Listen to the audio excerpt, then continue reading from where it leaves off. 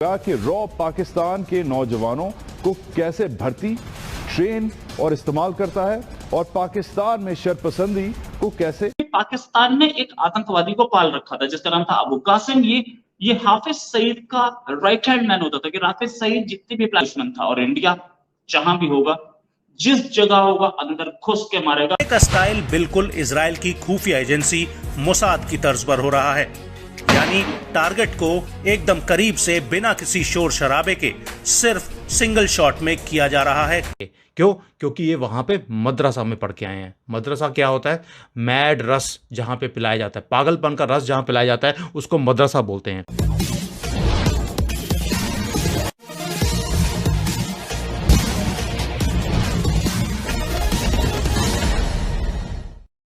पाकिस्तान की खुफिया agency ISI के सुरक्षा घेरे को तोड़ते हुए पाकिस्तान में भारत के खिलाफ काम करने वाले एक मोस्ट वांटेड अपराधी को मोसाद स्टाइल में ऊपर पहुंचा दिया गया है। इससे पाकिस्तान में हड़कंप मच गया है कि कैसे रॉ एक एक करके पाकिस्तान में छुपे बैठे सारे आतंकियों को ऊपर पहुंचा रहा है।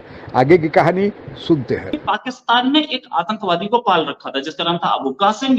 ये हाफिज सईद का राइट हैंड मैन होता था कि हाफिज सईद जितनी भी प्लानिंग करता था इसके थ्रू करता था। इस पर बहुत सारे अटैक्स, यानी कि इंडिया की आर्मी के ऊपर, इंडिया की सिक्योरिटी फोर्सेस पे बहुत सारे हमले कराने का आरोप भी था। अबू कासिम लो प्रोफाइल रखता था। पाकिस्तान ऑक्यूपाइड के कश्मीर के रावलाकोट में ये एक मस्जिद में नमाज पढ़ने गया हुआ था, वहां पर इसकी हत्या कर दी गई। जिसने भी ये काम किया मैं उसको शाबाशी दूंगा, उसने बहुत बड़ा काम किया। कैसे बहुत बड़ा काम किया? पहली चीज तो जितने भी आतंकवादी हैं उनको आईएसआई का कवर मिला होता है। मतलब आईएसआई कवर, उनके चारों ओर आईएसआई के लोग होते हैं, उनके चारों ओर पाकिस्तानी आर्मी के लोग होते हैं, उनकी सिक्योरिटी करते रहते हैं। उनके ऊपर नजर भी रखी जाती है ऐसे ही कि ये कहीं कुछ गड़बड़ तो नहीं कर रहा, ये कहीं डबल गेम तो नहीं खेल रहा। दूसरा, इनको सिक्योरिटी कवर भी देते, कोई इन्हें मार ना जाए, क्योंकि दुश्मन था और इंडिया जहां भी होगा, जिस जगह होगा, अंदर घुस के मारेगा। अब बोला था ना, या हमारे प्राइम मिनिस्टर ने भी बोला था कि अंदर घुस के मारेंगे। जरूरी नहीं हर बार प्लेन जाए, आदमी भी जा सकता है और मार के आ सकता है। अब तक नहीं पता, अननोन थे जिन्होंने मारा है, लेकिन ये बात है इंडिया के दुश्मन जहां होंगे मार के छोड़ेंगे, इनको बचने नहीं देंगे। ये जमात उद दावा के फाउंडर और लश्कर तैयबा के फाउंडर, जमात उद दावा के चीफ हाफिज सईद, जो कि इंटरनेशनल टेररिस्ट है, यूएन डेजिग्नेटेड टेररिस्ट है, उसका खास था। सबसे बड़ी चीज, पाकिस्तानी गवर्नमेंट बार बार बोलती थी हमें नहीं पता जी अबू कासिम कहाँ है, हमारे पास नहीं है। आप पता लग गया कहाँ है। ऐसे ही आपको बताया जाएगा कि और आतंकी कहाँ है, धीरे धीरे करके बताते रहेंगे। ये पहला हमला नहीं है, इससे पहले भी आपको बहुत सारे हुए थे, पता लगे थे। अच्छा, ये चीज ये भी पता लग रहा है कि कितना सपोर्ट पाकिस्तान सरकार देती है इन आतंकवादियों को। इन्होंने जो किया है, जितने भी न्यूमरस एक्टिविटीज में ये लोग इन्वॉल्व थे, उसमें से कई एक्टिविटीज पाकिस्तान ऑक्यूपाइड कश्मीर से इंडियन ऑक्यूपाइड कश्मीर। पाकिस्तान अब खुद दहशत में है।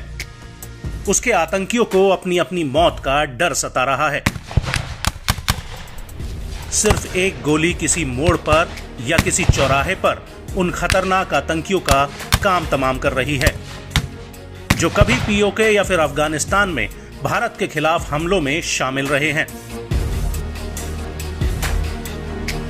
हमले का स्टाइल बिल्कुल इजराइल की खुफिया एजेंसी मोसाद की तर्ज पर हो रहा है, यानी टारगेट को एकदम करीब से बिना किसी शोर शराबे के सिर्फ सिंगल शॉट में किया जा रहा है खत्म।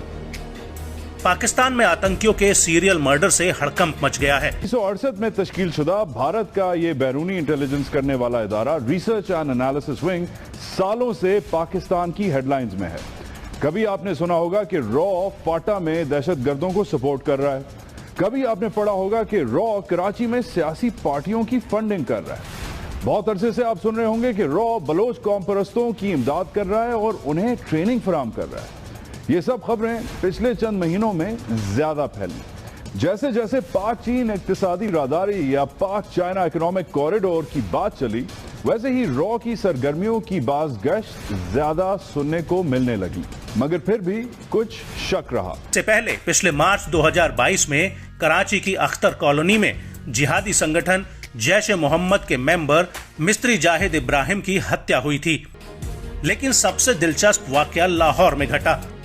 उस वक्त जौहर टाउन में एक कार में बम ब्लास्ट कर लश्कर ए तैयबा और जमात उद दावा के मुखिया हाफिज सईद को निशाना बनाने की कोशिश की गई, लेकिन वो बाल बाल बच गया।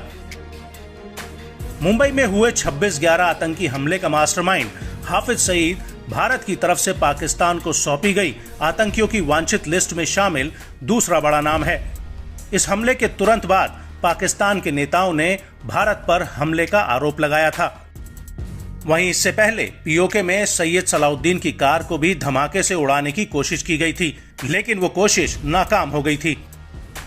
ऐसे में जहां एक तरफ आतंकियों पर इन हमलों को लेकर भारतीय खुफिया एजेंसी रॉ की तरफ आरोपों की उंगली पाकिस्तान उठा रहा है। क्यों? क्योंकि ये वहाँ पे मदरसा में पढ़ के आए हैं। मदरसा क्या होता है? मैड रस जहाँ पे पिलाया जाता है, पागलपन का रस जहाँ पिलाया जाता है, उसको मदरसा बोलते हैं। पाकिस्तान की खुफिया एजेंसी ISI जो पाकिस्तानी मिलिट्री के अंडर काम करती है, उसका हमेशा से ही यह काला धंधा रहा है कि वह आतंकियों को भारत में भेजते रहा है। जो आतंकी भारत में भेजे जाते हैं, अधिकतर आतंकियों को तो ऊपर पहुंचा दिया जाता है, लेकिन बहुत सारे आतंकी जो मास्टरमाइंड है वे अब भी पाकिस्तान में छिपे बैठे हैं। अब तो पाकिस्तान के अंदर घुसकर धीरे धीरे करके पिछले 2-3 सालों में कई आतंकियों को जो मोस्ट वांटेड भारत की लिस्ट में है उनको ऊपर पहुंचाया जा रहा है। पाकिस्तानी खुफिया एजेंसी ISI को यह समझ में नहीं आ रहा है कि आखिर रॉ की पहुंच इतनी पाकिस्तान के अंदर कैसे हो गई है, और वह भी जितने भी जो ऊपर पहुंचाने वाले कारनामे हो रहे हैं वे सभी इजराइल की खुफिया एजेंसी मोसाद के स्टाइल में हो रहा है। मोसाद के बारे में आप लोगों को पता है ही होगा कि दुनिया की सबसे खूंखार आतंकी जितने भी इजराइल के खिलाफ काम करते हैं उन सबको मोसाद ने चुन चुन कर ऊपर पहुंचा दिया है, चाहे वह 15 साल या 20 साल से भी ज़्यादा के भगोड़े हो। यही कारण है कि सबसे ज़्यादा मोसाद को खूंखार माना जाता है। अब वही काम भारत की खुफिया एजेंसी रॉ कर रही है, जैसा कि पाकिस्तानी मीडिया बता रहा है। भारतीय सरकार ने तो इस पर कोई प्रतिक्रिया नहीं दी है, लेकिन भारत के खिलाफ काम करने वाले चाहे इस्लामी आतंकी हो या फिर खालिस्तानी आतंकी हो, वे पाकिस्तान में अब ज़्यादा दिन तक अपनी खैर नहीं बना सकते, क्योंकि इन दोनों का खात्मा धीरे धीरे पाकिस्तान के अंदर हो रहा है। एक तरह से यह भी सर्जिकल स्ट्राइक ही है। आज के लिए बस इतना ही। जय हिंद। आप अगर हमसे जुड़ा रहना चाहते हैं तो कृपया मेरे चैनल को सब्सक्राइब करें तथा बेल आइकन भी दबा दें ताकि नई वीडियो की जानकारी तुरंत आप तक पहुंच जाए। धन्यवाद। जय हिंद। आप अगर हमसे जुड़ा रहना चाहते हैं तो कृपया मेरे चैनल को सब्सक्राइब करें तथा बेल आइकन भी दबा दें ताकि नई वीडियो की जानकारी तुरंत आप तक पहुंच जाए। धन्यवाद। जय हिंद।